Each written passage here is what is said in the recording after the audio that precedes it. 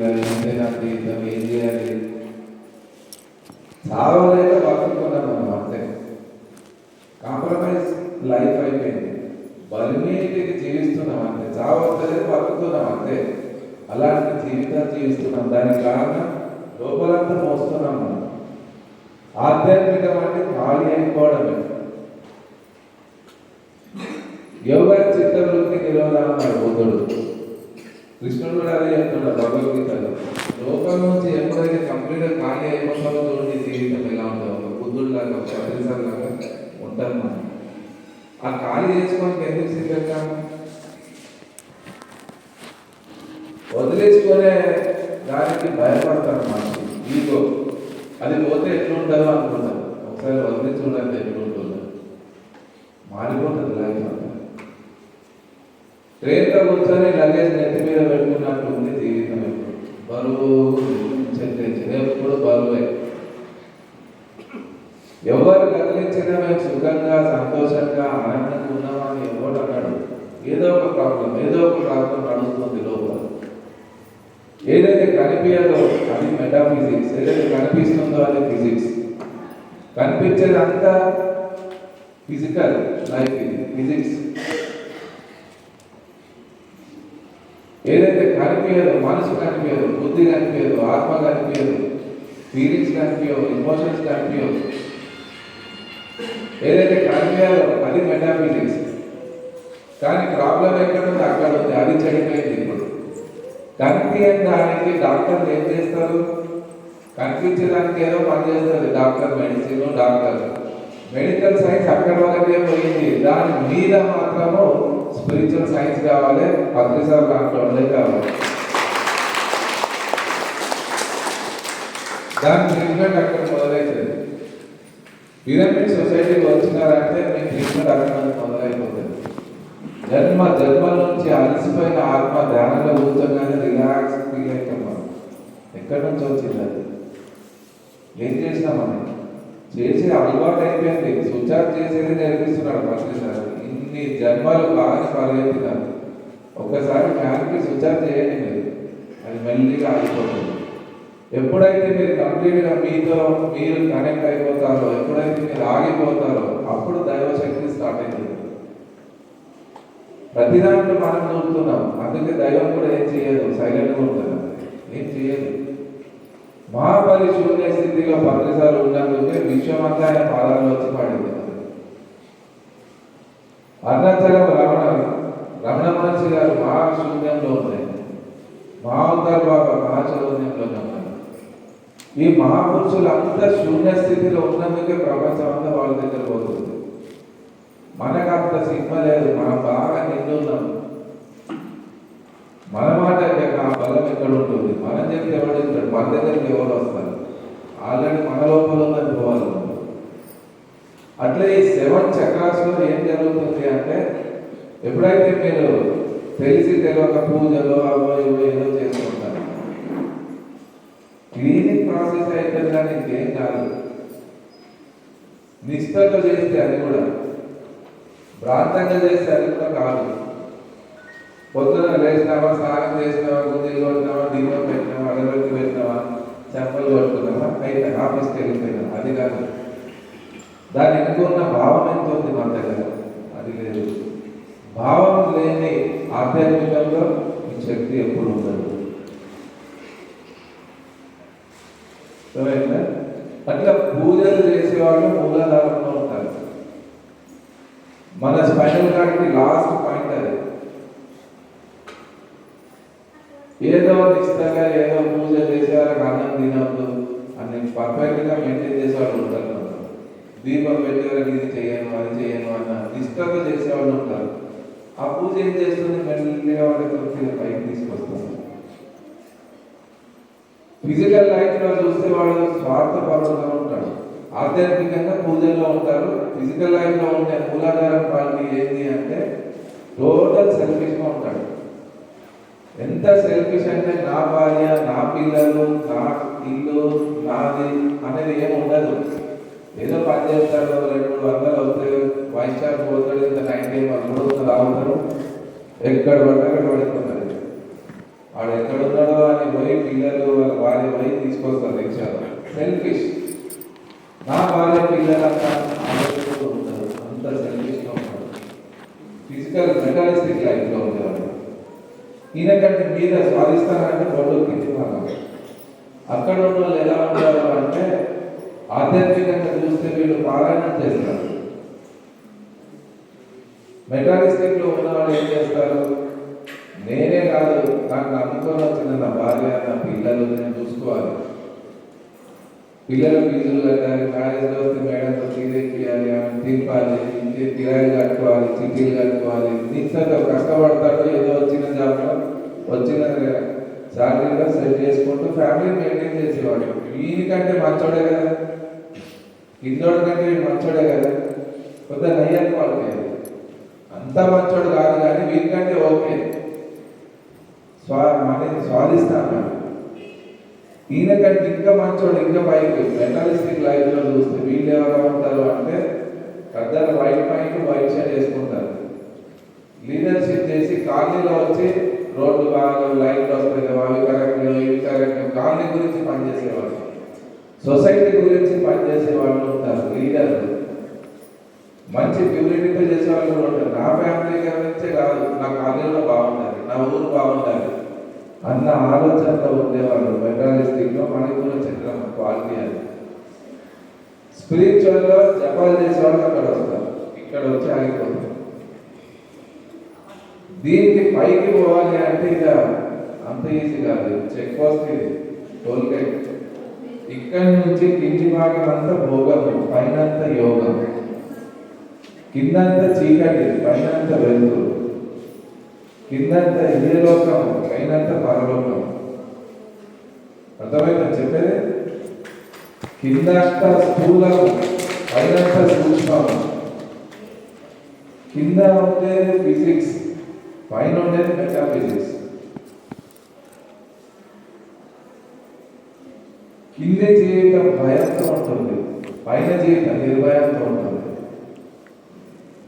కానీ ఇక్కడ నుంచి పైకి రావాలంటే ఉంటుంది మనకి, ఇప్పుడు అక్కడ ఉంది మెయిన్ ప్రాబ్లం. బ్యాంక్లో పోతే బ్యాంక్లో లోన్ ఇస్తారు, అన్నట్టు సంవత్సరాలు ఇస్తారు. ఇక్కడ నుంచి పైకి పోవాలి అంటే మన గత జన్మల కర్మలన్నీ వస్తాయి. ఇక్కడ నుంచి కింద ఇండియా అనుకుంటాం, ఇది యుఎస్.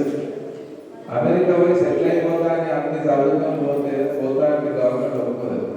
ఎన్ఓసి కావాలి, అన్ని క్లియరెన్స్ కావాలి, GST, income tax, professional tax, property tax, tax ఏమేమి ఉన్నాయి అన్ని క్లియర్ చేయాలి.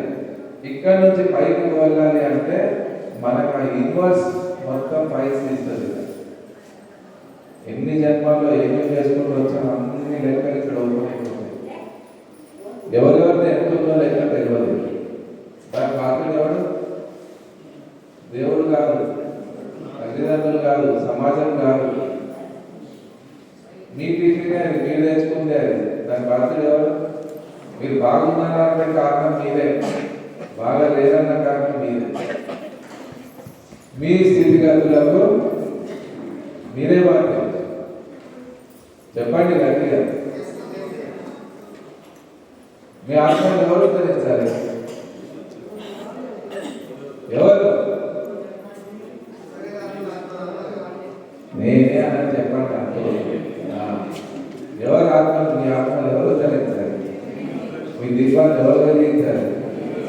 మీ ఆరోగ్యాలు ఎవరు బాగు చేయాలి? మీ ఎగ్జామ్ ఎవరు రాయాలి?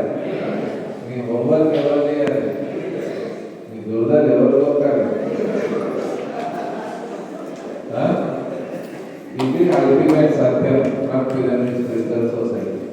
సార్ చెప్పేది అది. నీ కర్మకు నువ్వే ప్రక్షాళన చేసుకో. ధ్యానాన్ని కర్మ దగ్ధానం, దానాన్ని కర్మ దగ్ధానం, స్వాధ్యాయాన్ని కర్మ దగ్ధానం, క్లాసులాన్ని కర్మ దగ్ధానం. పుణ్య కార్యాలు చేస్తే మీరు చేసుకున్న పాపాలన్నీ కాలిపోవడం స్టార్ట్ అయిపోతుంది. అందులో ధ్యానానికి వచ్చిన వాళ్ళు చేసేది ర్యాపిడ్ ఫోర్స్ ఉంటుంది. ఎక్స్ప్రెస్ రోడ్ ఇక దీనికి వచ్చామంటే ఫాస్ట్గా ఈ కర్మలకు బయటకు వస్తాం. అక్కడ మన ఫైల్స్ అన్ని క్లియర్ చేసుకొని పైకి రావాలి. ఏ రోజైతే ప్రారంభ కర్మలు కంప్లీట్ అయిపోతాయో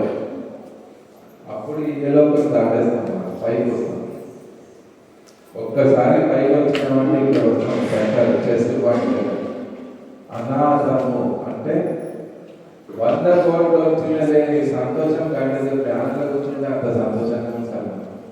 ఒక సాటిస్ఫాక్షన్ వస్తుంది.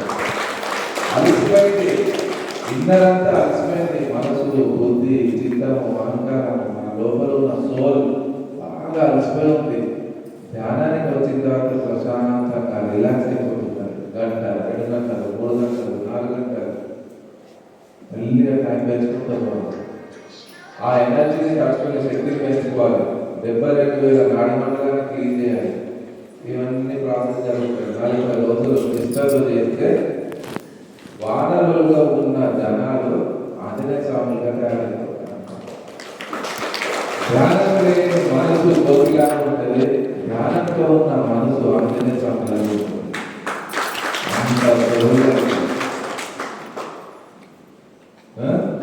అనాథము. ఇక్కడ నుంచి ధ్యానం చేస్తున్నాము, బాగా అనిపిస్తుంది, అక్కడే ఆగుతాము. బయటికి వచ్చి చెప్తాము. ఇక్కడ పుష్పంలాగా అవుతాం, ఇక్కడ స్మెల్.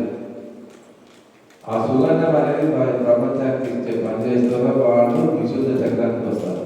వాళ్ళ మాటలో బలం పెరుగుతుంది, ఒక మంత్రంగా అయిపోతుంది, ఒక ఎనర్జీ ఉంటుంది. వాళ్ళు చెప్పిందే ఏదైనా ఒక మాట చెప్పారంటే మేనిఫెస్ట్ అవుతుంది. అంత పవర్ వస్తుంది. విశుద్ధ చక్రం ఏది ఆశించకుండా లోక కళ్యాణం గురించి ఎప్పుడైతే నడుస్తామో అప్పుడే ఆ దైవశక్తి దిగుతుంది. ప్రతి దానికి ఎక్స్పెక్టేషన్ ఉంది.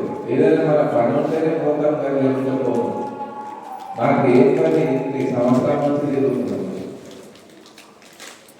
ఆ సెల్ఫ్లెస్ కర్మనే అద్భుతంగా గుట్టలు పుణ్యాన్ని సంపాదించుకున్నాం. లక్షల మందికి వెజిటేరియన్స్గా మార్చేస్తాం. లక్షల మంది బాధల నుంచి బయటకు వచ్చినారు. నా జీవితంలో బాగుంటుంది. ఇది స్పిరిచువల్ సైన్స్. బాల్ ఎంత బాగా కొడతామో అంత బాగా రిటర్న్ వస్తుంది. మనం చేసిన పాపము, మనం చేసిన పుణ్యము అదే మనతో పనిచేస్తుంది. చెప్పి చెప్పి చెప్పి ఎంత నిష్టగా పనిచేస్తామో అంత బాగా ప్రకృతికి వచ్చేస్తాం. ఇక్కడ వస్తామని ప్రకృతికి వచ్చినామంటే ఒక ద్రష్టగా ఉంటాం. ఆ ద్రష్ట అంటే ఇక్కడ జ్ఞానవంతులుగా ఉండి క్లాసులు చెప్తూ ఉంటారు.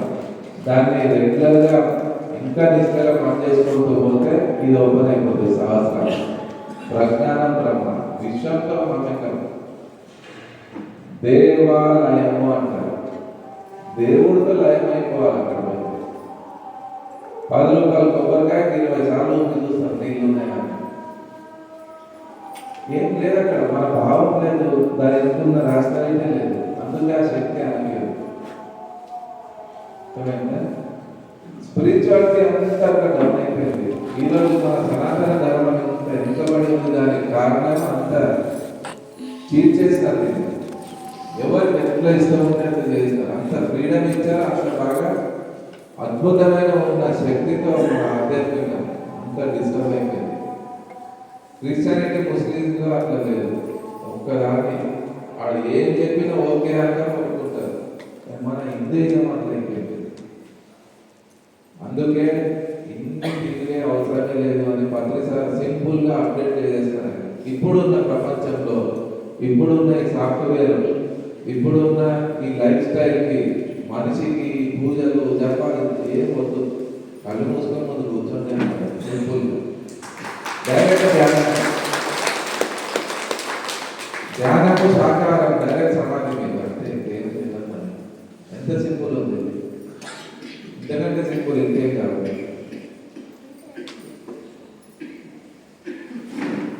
మనం అద్భుతంగా ఎదుగుతూ ఉంటాం. జిద్దులు కూడా లేదు, ఇంటికి వద్దు, క్యాజువల్గా పోవాలి. జనాలు వింటారో లేదు, నేను ఎప్పుడు నాకంటే నేను చేస్తున్నాను అంటే ఒక వ్యక్తిగా తీసిన పిల్లర్కి వేస్తారు, లాగే ప్రయత్నం చేస్తారు. వస్తే పిల్లర్ వస్తుంది, పోతున్నప్పుడు పోతున్నా అంతే. ఎట్లా వచ్చినాక హైదరాబాద్ వెళ్ళిపోతున్నాను. నేను టెన్షన్ పెట్టుకోను, బయట పోయి చూసుకుంటాను. అంత క్యాజువల్గా ఉన్నందుకు ఇంత బాగుందన్నమాట. కానీ 99% నాకు జనాలు వచ్చేస్తారు. నా ప్రయత్నం ఏముంది, అంత న్యూట్రల్ ఉండి పనిచేస్తాను. అందుకే అంత అద్భుతంగా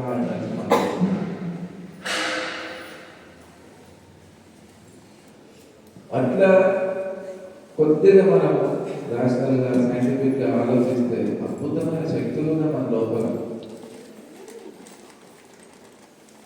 కొత్త సామ్రాజ్యాన్ని సృష్టించి చూపించినాడు పాకిస్తాన్. సార్కి వచ్చినప్పుడు, బుద్ధుడికి వచ్చినప్పుడు, రమణ మహర్షికి వచ్చినప్పుడు, ఓషోకి వచ్చినప్పుడు మనకెందుకు రాదు? కొద్దిగా జీవిత విధానాన్ని మార్చుకోవాలి, ట్యూన్ చేసుకోవాలి అంతే. నాకు పెద్ద గడ్డలు ఉందా, బొట్ల మీద బొట్లు ఉన్నాయా, ఏమని ఉన్నాయా? కట్టు బొట్టు జుట్టు అవసరం లేదు. చెప్పండి గట్టిగా, జర నోరు ఇవ్వండి అందరూ. ఇంకోసారి చెప్పండి, ఇంకోసారి. పిల్లలు బొట్లు నామాలు ఏం అవసరం లేదు. ఎంత బాగుందా? సింపుల్గా మీలాగానే ఉన్నారా లేదా? స్పెషల్గా లోపల ఎనర్జీ మాత్రం అట్లా ఉంటుంది. కన్ను తెలిస్తే మరి కాలిపోవాలి, అలాంటి ఎనర్జీతో ఉంటారు. కానీ గుర్తుపట్టదు, సింపుల్గా ఉండాలి. ఏం తెలియదు అన్నాడు, నోట్లో ఏళ్ళు పెడితే చంపది ఎలా దొరకాలంట ఉండాలి. అంత సింపుల్ లివింగ్లో ఉండాలి. కానీ ఎనర్జీతో మాత్రం హైయెస్ట్ ఎనర్జీతో ఉండాలి. మన ఆరాలో కూడా రావద్దు, అంత భయంకరమైన ఆరా ఉంటుంది. అలాంటి ఎనర్జీ సంపాదించుకోవాలి. నేను చెప్పేది,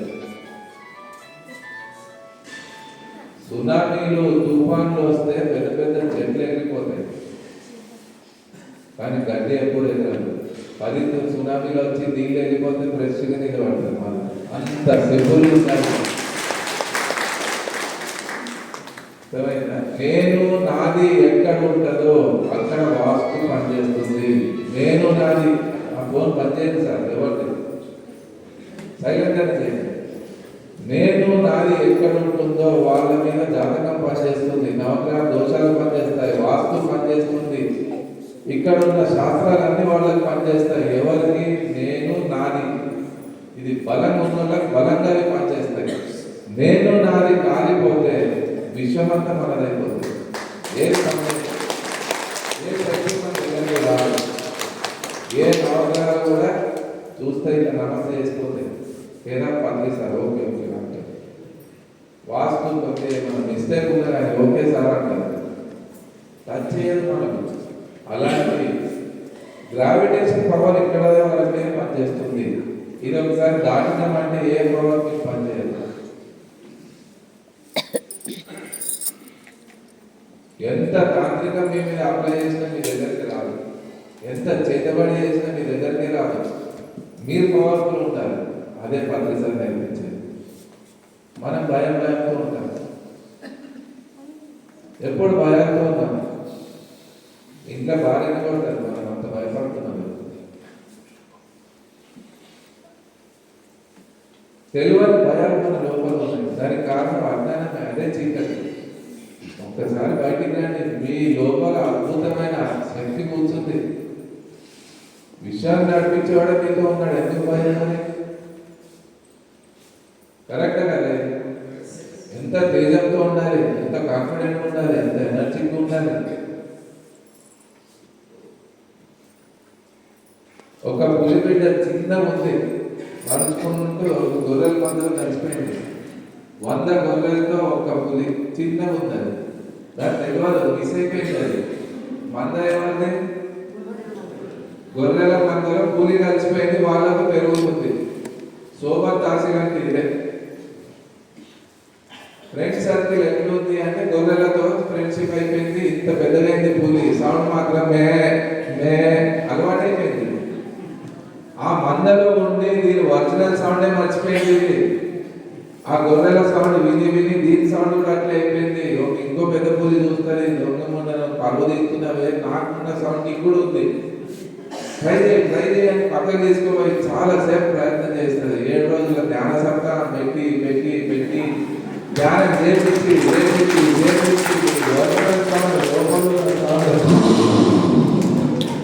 అప్పుడు బయటకు వస్తుంది సింహం. మీరంతా సింహాలే అని చెప్తుంది, మీకు తెలుస్తుంది. అందుకే సప్తాహాలు పెడతారు. సుధీర్ సార్కి ఎంత రుణపడి ఉన్నారు అందరూ.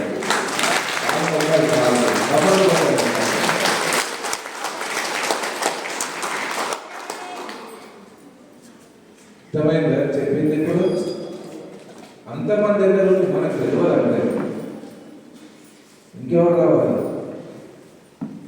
మీ ఊర్లో మీ ఇంట్లో బాగా దుమ్ము ఉంది, చెత్త ఉంది, ఊడ్చుకుంటామా అని చెప్పడానికి హైదరాబాద్ నుంచి రావాలా? చెప్పండి.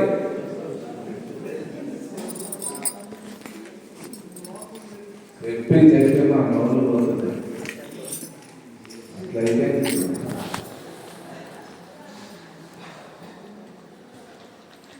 అంత అద్భుతమైన పని ఇది నాకు 20 years ఏజ్లో అర్థం చేసుకున్నాను. నేను పెళ్లి కాకముందే సన్యాసి అయిపోయిన ఉంది. పెళ్లి చేసుకున్న వాళ్ళకి జ్ఞానం చెప్పాలంటే వాళ్ళలా నేను ఉండాలని కావాలని పెళ్లి చేసుకున్నాను. మళ్ళీ దేవుడు నా మాట పెద్ద బొమ్మలు నామాలు జెండాలు తీసుకొని వస్తే క్లియర్గా రాల్సిన అంతా ఇక్కడే ఉంటుంది. ఎవడో పెద్ద సార్ వచ్చింది టీవీ నైన్ కూడా వస్తాడు, మీడియా వాళ్ళు అందరికీ వస్తారు. అది కాదు, ఇనుప శనిగలను నమ్మలే పనిచేస్తుంది పిరమిడ్ స్పిరిచువల్ సొసైటీ. తడిపిన చర్చ ఎవరైనా నమ్మలేదు కానీ ఎంత రివర్స్ డైరెక్షన్లో ఎదురైతాయి. అలాంటి కష్టాలతో దీన్ని డెవలప్ చేసిన సొసైటీ అంత అద్భుతమైన ధ్యానం మీ దాకా వచ్చింది. మీరు ఇంకా విలువల మీద లాక్కేస్తారా? చిన్న మన పెద్దమ్మ కాళ్ళు బామ్మడి చెప్తారా? వాడు ఎవరు తిన్నాడు? 7 మంది బావాలు ఎవరు ధ్యానం చేయరు తెలుసా? మా బావాలు అక్కలు చేయరు, అత్తమ్మలు చేయరు, చిన్నమ్మలు చేయరు, పెద్దమ్మలు చేయరు. నా వాళ్ళు మీరు అందుకే దూరం.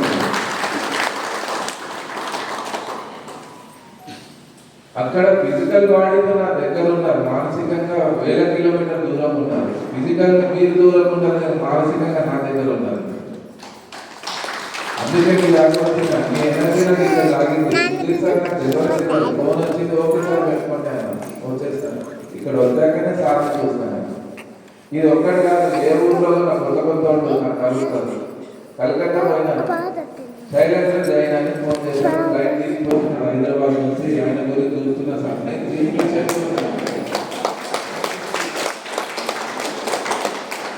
నా బిజినెస్ జీన్స్ బిజినెస్.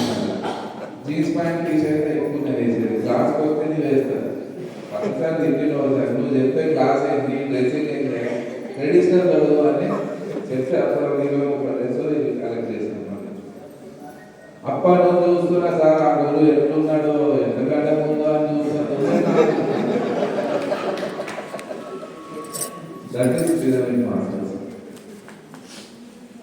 ఎంత సింపుల్ ఉంటామో మాతో కూర్చున్నాక అర్థమైంది ఎంత మార్పు వస్తుంది. జీవితంలో ఒక ట్రాన్స్ఫర్మేషన్ తీసుకొస్తాం. మాతో కూర్చోాలి, మా ఆధార కూర్చోాలి, మా మాటలు వినాలి. ఎవరో విషయం అయ్యాను నేను ఎప్పుడు అమృతాన్ని కోరుతున్నాను. అమృతం తీసుకొని పెట్టలే అయ్యాను. రిసిప్టివ్ ఎక్కడ ఉంటారో వాళ్ళకే ఓపెన్ అవుతాను, లేకపోతే కాదు. అంత రిసిప్టివ్ మీరు ఉన్నందుకు మీ దాకా వచ్చాను.